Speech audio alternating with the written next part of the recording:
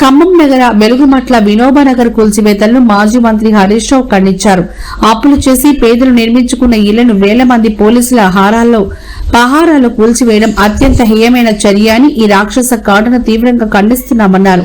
ఈ మేరకు ఇవాళ ఓ ప్రకటన విడుదల చేసిన హరీష్ రావు ఇది ప్రజాస్వామ్యమా లేక పోలీసు రాజ్యమా అని ప్రశ్నించారు. 4 జిల్లాల నుంచి వేల మంది పోలీసులను మోహరించి ఒక పెద్ద వాతావరణాన్ని సృష్టించి ఇళ్లను కూల్చేసిన అవసరం ఏమొచ్చిందంటూ పేద ప్రజలు మీకేమైనా తీవ్రవాదుల్లా కనిపిస్తున్నారా అని నిలదీశారు.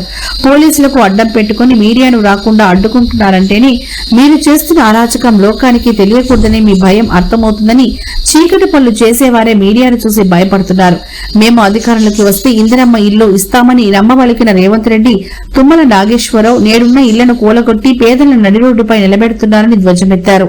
ఓటేసినందుకు మాకు తగిన శాస్తి జరిగిందని బాధితులు రోధిస్తుంటే గుండె తరుక్కుపోతుందన్నారు. ఎంతో కష్టపడి రూపాయి పోగేసి కట్టుకున్న ఇళ్లను ఇలాంటి నోటీసులు లేకుండా ఇవ్వకుండా ప్రత్యామ్నాయం చూపకుండా కూల్చడం అమానుషమన్నారు. బాధితుల ఆవేదన రేపు ఈ కాంగ్రెస్ ప్రభుత్వాన్ని దహించి వేయడం ఖాయమన్నారు.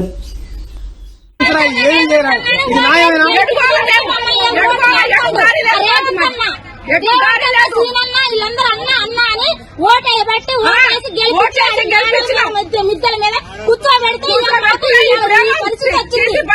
పరిస్థితి చేసుకొచ్చాను మమ్మల్ని. కష్టపడి కట్టుకున్నాం బ్యాంకు కాడి నుంచి 2 గుట్టలు సన్నా, ఇప్పుడు ఇది 3వ మేము కట్టుకోవటం.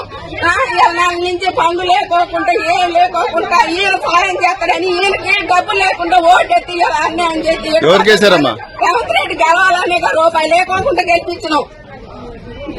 ఒక్కసారి ఆయన కొంచెం సాయం చేస్తారని. కరెంటు సంవత్సరం నుంచి లేదు, నీళ్లు లేవు, నిప్పులు లేవు, కడుపుతా ఉన్న పిల్లలు అన్ని నెల నుంచి పోలీసులు వచ్చినా కూడా ఒకరోజు తిని ఒకరోజు తినకుండా ఉన్నాం సార్.